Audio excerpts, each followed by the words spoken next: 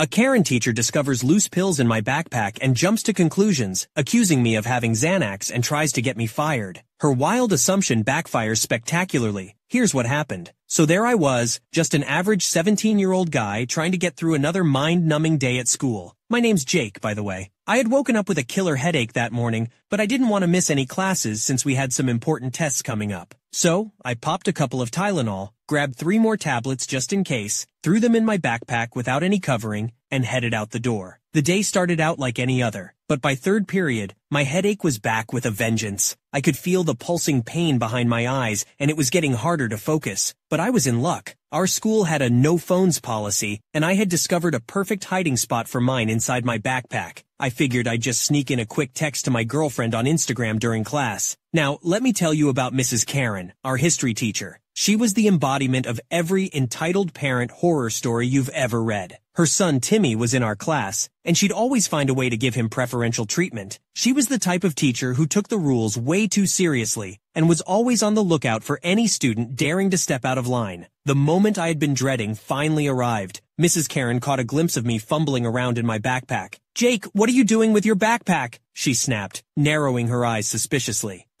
Just grabbing a pencil, Mrs. Karen," I lied, trying to play it cool. "Well, put it away and keep your hands where I can see them," she demanded, giving me that "I'm watching you" stare. I thought that was the end of it, but boy was I wrong. As soon as the bell rang, signaling the end of class, Mrs. Karen marched over to my desk, her face a mix of smug satisfaction and righteous indignation. "Jake, I saw you messing around with your backpack. You know our school has a strict no phones policy. I'm going to have to search your bag." My heart sank. I knew I was busted, but I wasn't about to give up without a fight. "Mrs. Karen, I swear I was just getting a pencil. There's no need to search my bag." "No phones means no phones, Jake," she said, snatching my backpack off the floor. I watched in horror as she unzipped it and started rifling through my stuff. Her eyes lit up like she'd just hit the jackpot when she found the 3 loose Tylenol tablets. "What have we here?" she sneered, holding them up in front of my face. "Is this Xanax?" My jaw dropped. "What? No, Mrs. Karen, that's just Tylenol. I have a headache, that's all." "Likely story," she scoffed. "I'm taking this to the principal, and you're coming with me. You're in big trouble, young man." I couldn't believe what was happening. It was like some sort of sick joke. I tried to protest, but Mrs. Karen just dragged me down the hall to the principal's office, clutching the tablets of evidence in her hand like they were some kind of trophy. The principal, Mr. Smith, was a pretty reasonable guy, but even he seemed to be under the spell of Mrs. Karen's overzealousness. "Jake, I'm very disappointed," he sighed, looking at the loose pills. "You know our school has a zero-tolerance policy for drugs." "But it's not what you think, Mr. Smith," I pleaded, desperation creeping into my voice. "Those are just Tylenol tablets. I swear I have a headache, and I didn't want to bring the whole bottle, so I just grabbed a few and tossed them in my bag." Mrs. Karen scoffed and rolled her eyes. "He's lying, Mr. Smith. Clearly he's trying to cover up his drug use. This is exactly the kind of thing those kids do these days." I couldn't believe she was being so stubborn. It was like she'd already made up her mind and was hell-bent on making an example out of me. Mr. Smith, on the other hand, looked torn, unsure of who to believe. "I'll tell you what," he finally said. "I'm going to call your parents, and we'll get to the bottom of this." My heart sank even further. I knew my parents would be furious, but I also knew they would believe me. They had to. When my mom arrived, she was fuming. "What's going on here, Jake? Mr. Smith said you were caught with drugs in your backpack?" I quickly explained the situation, and my mom's expression shifted from anger to disbelief. "Those are just Tylenol, for crying out loud," she exclaimed, glaring at Mrs. Karen. Mrs. Karen, however, was not backing down. "Well, if you can prove it's Tylenol, then we'll drop the matter." My mom sighed, exasperated, and pulled out her phone. She quickly looked up the information on Tylenol and showed it to Mr. Smith. "See, it's an over-the-counter medication for headaches," she said, her voice firm. "Mr. Smith studied the information on my mom's phone, and then he glanced at the 3 loose tablets again. "It does seem to match the description of Tylenol," he admitted, looking at Mrs. Karen. Mrs. Karen looked absolutely livid, but she didn't say a word as Mr. Smith continued. "Well, it seems there's been a misunderstanding. I apologize for the inconvenience, Jake. You may return to class." I grabbed my backpack and headed back to class, my mom by my side. She shot Mrs. Karen a pointed glare before leaving the office. The rest of the day was a blur, but word of the incident spread like wildfire throughout the school. By the end of the day, everyone knew about the Tylenol fiasco, and Mrs. Karen was the laughingstock of the student body. I'll never forget the satisfaction of seeing her face turn beet red every time someone mentioned Xanax in her presence. But most importantly, I learned a valuable lesson. Always keep your medication in its original container and be prepared to defend yourself against the Karens of the world. And of course, never text your girlfriend during class. Can we just take a moment to appreciate the sheer insanity of Mrs. Karen, mistaking Tylenol for Xanax? I mean, come on! And the nerve she had, just snatching your backpack and rifling through it without a second thought. Talk about a total invasion of privacy. But seriously, the best part has got to be when your mom came in and saved the day. I can just imagine Mrs. Karen's face when she had to admit she was wrong. Priceless. And hey, at least now you've got a hilarious story to tell and a lesson learned. No texting during class, and always keep medication in its original container. But seriously, OP, I'm glad everything worked out in the end. A Karen at the airport crosses the line when she tries to snatch my wheelchair for her son, despite my obvious injury. The situation quickly escalates. Here's what happened. So I fly a lot. I've been surprised that the last couple of times I haven't encountered any entitled people or assholes. In fact, it went pretty smoothly. I thought, holy frick, the curse is lifted. But we wouldn't be here if that had stayed the case. Now would we? A few weeks ago, I hurt my ankle doing some filming, and have been ordered to wear a boot and take it easy while my leg heals. It's been trying because I thought I'd be better by now, but the healing process on this injury is a slow one. I arrived at the airport and opted for a wheelchair, given how much my foot was already hurting. I'm hobbling around in this giant boot, obviously injured, and now with a wheelchair. Probably best to leave me alone. Checking in and security go fine. Everyone oohs and ahs at my cat while I take him out and hold him so security can do their thing. I don't blame them. My first son is a stunner and a cuddle bug. As they're swiping me for bomb residue, I see a little kid, between 4 and 7 I guess. I'm bad with guessing ages of children. Nudge his mom and point at me. I think nothing of it, and put my fur baby back in his carrier and hobble my ass back over to the wheelchair. We grab my bag and shoe, and I pop the carrier on my lap, and we're good to head to the gate. I make some conversation with the guy helping me out while I notice the kid and his mom also seem to have this gait. The guy helping me out finally parks me by the gate, and after petting my cat a bit, he heads off. Now it's very crowded. I don't think there's an open seat near our gate at all. If you haven't traveled with a wheelchair assist before, usually one of two things will happen. Either they leave you in the wheelchair by the gate, and you can walk into the plane with the rest of the passengers when it's time, or in some cases, they will directly wheel you to the plane door. This time, I was left by the gate. I put the carrier on the ground next to me and make sure I have all my stuff from security. Eventually, I'm just fucking around on my phone waiting for the flight when I feel a tap on my shoulder. I pull off my headphones. It's the Karen, mother of Karens, and harbinger of doom, her crotch goblin next to her. He seems to be interested in my cat, so I watch him slightly to make sure he doesn't hurt him. I don't mind him looking and playing peekaboo though. Karen asks, "Excuse me, hi, my name is Karen." "Oh, hi Karen, how's it going?" She looks shocked. "First of all, I'd appreciate if you call me ma'am or Miss Karen. Learn some manners."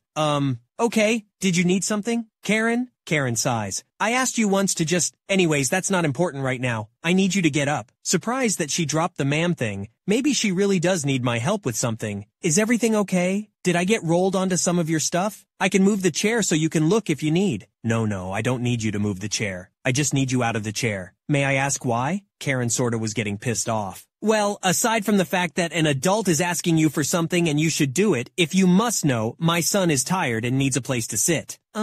Excuse the fuck out of me? I'm not a child, I'm 25. I don't have to call her ma'am, and I certainly don't have to do what she says just 'cause she's an adult. Obviously, I don't say that to her. I'm still respectful. I say with a nervous laughter, "Oh, I'm sorry, but I think I'm just gonna stay in the chair." "You're laughing at my child's pain? What kind of trash are you?" I reply. "No, sorry, you just caught me off guard. I thought you needed my help with something." Karen screams, "I do. I need you to get up so my baby can sit." As I said, I'll be staying in my chair. Maybe there's some seats in between the gates where you and your son could sit and wait. "But he's tired. It's too far to find empty seats. There's only some at the food court." So I retaliate. "And I'm injured. It would also be too far for me to walk to the food court area only to walk back 15 minutes later. We saw you standing in security. You can stand. Here." She hits the wall next to me for emphasis. "You have somewhere to lean, so give us the chair." At this point I was fed up. "No, please leave me alone. I will stay right here till it is time for me to go inside." Really? You won't help a poor child? You're heartless. Sure, if you say so. Puts headphones back in because this conversation is over. I'm done. She huffs and grabs her kid and walks away. The end. Just frickin' kidding. Not 2 minutes later, as I'm minding my own business, engrossed in my phone and ignoring the outside world, I feel this tug on my boot and then enormous pain going through my foot. What the frick? This kid is trying to climb onto me. He used my boot as a little step stool almost and tried to hop onto my lap. Obviously, the second I felt him on me, I pushed him off out of instinct. I'm not a fucking jungle gym. I pull out my headphones and the kid is on the ground crying in full tantrum mode. Karen comes running screaming, how could I attack her child? The flight attendant also saw the commotion and comes over to see what's wrong. Before I can say anything, Karen is sobbing to her. Karen screams, she hurt my baby! She attacked him! I want her off this flight! Oh baby, are you okay? She's talking to her kid now. The kid shouts, Mommy, she didn't let me sit! You told me she would let me sit on her lap! Tell her to let me sit, Mommy! Starts making incoherent sheep noises. Karen screams, see what you did? Just give us this seat! As of right now, I'm still in my chair, kid is on the ground, Karen is practically trying to shove me out of the chair. I'm still in a fair amount of pain, and now extremely pissed off that this bitch is making a scene. The flight attendant comes and asks, Ma'am, what exactly are you trying to do here? I just need this chair. Look, tell her she will be allowed on the plane again if she just gives me this chair. The flight attendant replies, Ma'am, she has done nothing wrong. Please leave her alone. She is an injured traveler. The chair is for her. The chair is for people who need it, and right now my son needs it. She's been rude and has attacked my son. If she won't give me her chair, I want her removed from the flight. Right now. Ma'am, you are harassing other passengers. That is not allowed. Now I will give you one chance to calm down, apologize to this young lady, and hope that she doesn't wish to press charges. Charges for what? For being a bitch? How is she even allowed on a plane with that thing? That's illegal. It's probably feral and will attack everyone during the flight. I was fed up and now pissed that she's talking shit about my cat. Lady, I have asked you multiple times to leave me alone. My cat has a ticket. He is allowed to be here and travel with me. And it seems like he's a lot better trained and well-behaved than your little shit stain of a kid. Though I'm not surprised he's turning out this way when his mother is behaving like a fucking child. Get out of my face before I take the lady's advice and press charges. The flight attendant defends me and says, Mom, she's allowed to have a cat. She has paid for a ticket for her animal. It is perfectly legal and within airline rules. Your behavior, however, is not. This is my last warning to you. Please leave this passenger alone. The Karen is red in the face. She pulls her kid up and starts walking away, and they stand about 5 feet from me, glaring at me. I'm now weary and keeping an eye on them. She whispers something to him and before I know it, he's running at me full speed and basically aiming for my cat carrier. I don't know what he planned to do, but my mama cat instincts kicked in and I stuck my leg out just in time. The kid jumped and basically fell onto my boot, effectively blocking him from landing on my cat, while also gleaning a scream from me because fuck, that shit hurt my leg. The FA has had enough. She calls for security and then comes to check on me, as I am now crying along with the spawn of Satan. He ran to his mommy, and the EM is now holding him, and she looks ready to tear into me. Why would you hurt my child like that? You witch! Why would you send your kid to attack me or my cat? This is the second time he's gotten hurt doing stupid shit you told him to do. I would never! The kid then says, but Mom, you said to sit on the kitty's box and squish him hard as I can. Karen tells her kid, shut up. That is not what I said. Security arrives and the flight attendant tells them that they need to remove a passenger. Karen, for some frickin' reason, thinks she's still in the right and steps aside telling the guys, she's right here. Take her away. She hurt my kid. The attendant and I share a gobsmacked look before she turns to Karen. Ma'am,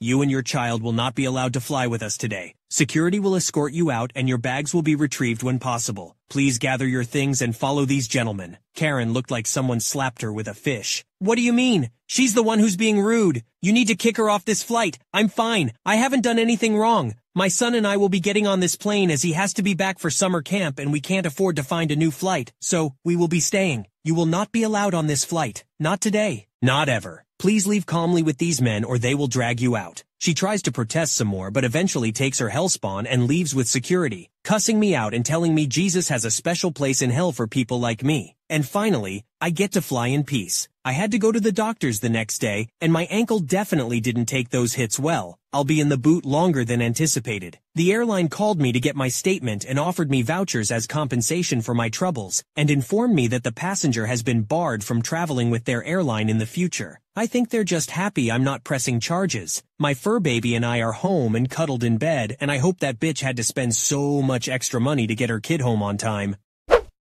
The level of insanity in this story is off the charts. First, let's just appreciate that Karen had the audacity to ask you, a person with an injured ankle, to give up your wheelchair for her tired child. Like, seriously? But it doesn't stop there. No. Then, she sends her little crotch goblin to climb on you and your cat. I mean, who does that? And the cherry on top is when her kid straight up confesses that Karen told him to squish your fur baby. I'm so glad the flight attendant and security were on your side and had her removed from the flight. You handled the situation so well, all things considered. So what do you guys think of this wild Karen encounter?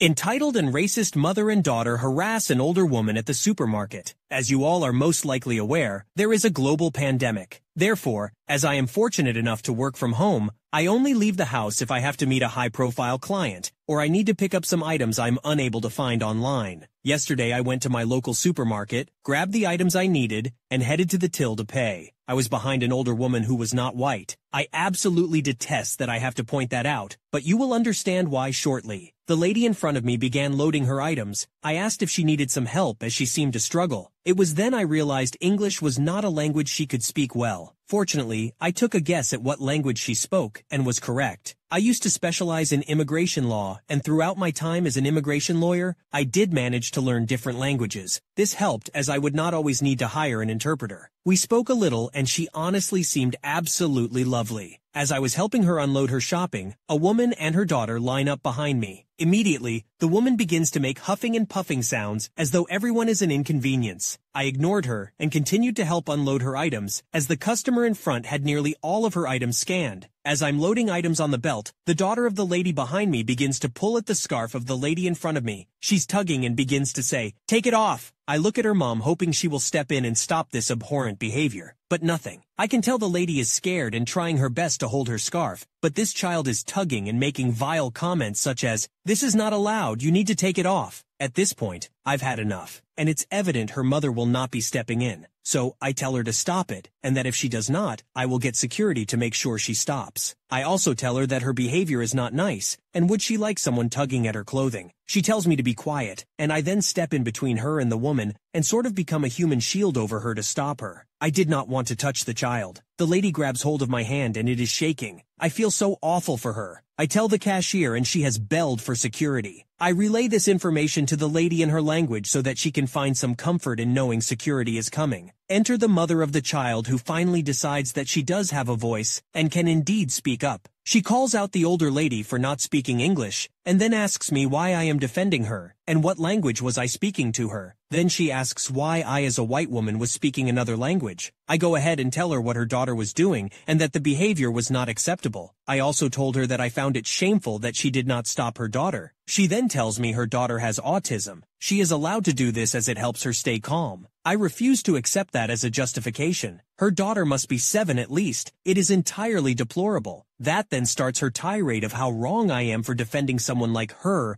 and her people. How wrong I was for stopping her daughter, and that I probably hate being white. Fortunately, at this point the security officers have arrived and can see and hear her making racist comments. One officer takes her trolley and asks both the mother and daughter to follow him. The daughter is kicking and screaming, and the mother is swearing for all to hear as they follow him. The second security officer then speaks to the cashier, and then asks me what happened. I explain the situation and he requests that I translate an apology on behalf of the store to the lady, and that they will issue her a voucher at the customer service desk. He also asks if she would like to take this matter further, in which case we will need to come with him and make statements. I relay this information to her, and ask her what she would like to do. She declines and says she is humiliated enough and would just like to go home. Whilst I had hoped we would take the issue further, I completely respect her choice, and understood how demeaning it must have been for her. I offer to pay for her shopping, and she declines. I insist further, and the cashier allows it. She is incredibly grateful, and had said some wonderfully kind things to me in appreciation. I did ask her if she would like me to drop her home, but she said no, she would take the bus. I refused and said if she was not comfortable in my car, that I will order and pay for a cab. Again, she was grateful and so wonderfully nice to me, that I almost cried. I think at this point my emotions were all over the place, because hearing her say how humiliated she felt was heartbreaking. No one should ever be treated in such a manner. We did part ways, but I gave her my number and said if I could ever be of help, to let me know. I am not sure what happened to the mother and her spawn, but I imagine the manager would have had some words and either banned her temporarily or indefinitely. There are security cameras everywhere, so the entire interaction would have been recorded, so she certainly could not decline anything. I've seen many people behave like arseholes, online and offline, but honestly, witnessing what I did yesterday and hearing what I heard come from the child, it was evidently all learned behavior. Oh my goodness, OP, this story is just wild. I mean, can you believe the audacity of that Karen and her daughter, tugging at the poor woman's scarf and making such nasty comments? And the mom just letting it happen? That's some next-level crazy right there. I'm honestly so impressed with how you stepped in and defended the older lady, even translating for her and providing support. You're a true hero in my eyes, seriously.